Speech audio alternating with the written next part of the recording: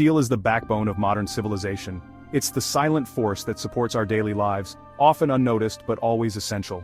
From the moment we wake up in our homes to the time we travel through bustling cities, steel is all around us, shaping the world in ways we rarely stop to consider.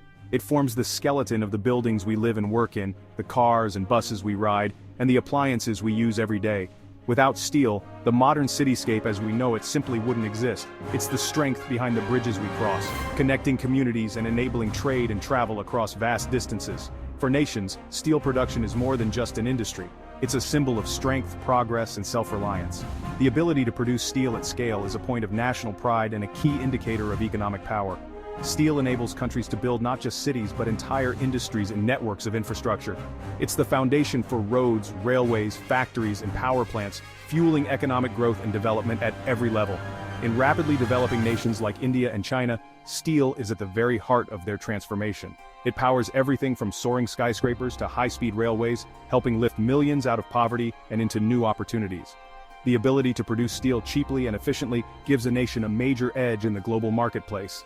Advanced technology and automation have made steel production faster, safer, and more cost-effective than ever before.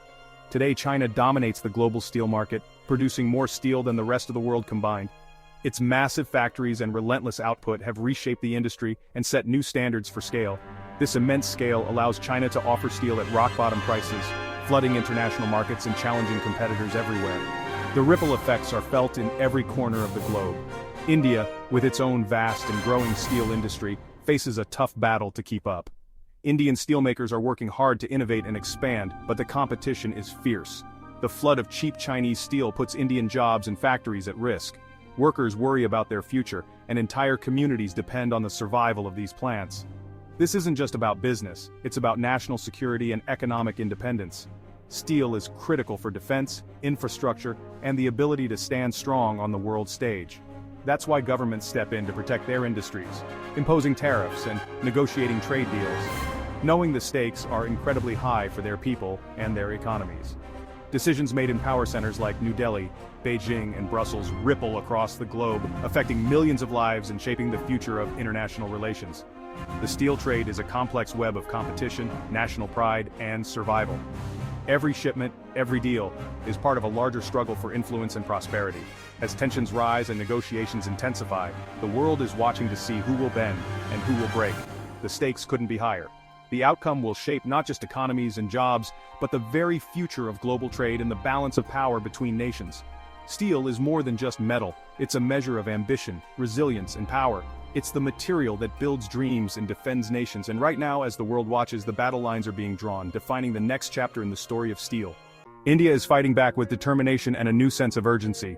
For years, Indian manufacturers have struggled to stay afloat as low-cost Chinese imports flooded the market, undercutting local prices and threatening thousands of jobs. The competition was fierce, and many Indian companies found it hard to survive. Now, the government is building a fortress of regulations to protect its industry and level the playing field. Quality control orders have been introduced, demanding that all steel, whether made in India or imported, meets strict internationally recognized standards. These new rules make it significantly harder and more expensive for foreign producers, especially those from China, to compete in the Indian market. In addition, India is imposing tariffs and anti-dumping duties, which raise the price of Chinese steel and discourage unfair trade practices. The message is clear and unmistakable. India is putting its own Make in India initiative at the forefront, signaling a new era of economic self-reliance. The ultimate goal is to boost local manufacturing, create more jobs for Indian workers, and reduce the country's dependence on foreign imports. These moves are bold and strategic, even if they risk angering China and straining diplomatic ties. But for India, the stakes are high. India is betting that a strong, resilient steel industry is vital for its economic future, infrastructure growth, and national security. The new rules are already reshaping the market, shifting the balance of power in the global steel trade, and forcing other countries to take notice. The world is watching closely as India rewrites the rules of the game, determined to secure its place as a steel powerhouse. The steel struggle isn't just in Asia. In fact, it's a challenge that stretches across continents, affecting economies and industries worldwide. Steel is a backbone of modern infrastructure, and its production and trade have far-reaching consequences for nations everywhere. The steel struggle isn't just in Asia.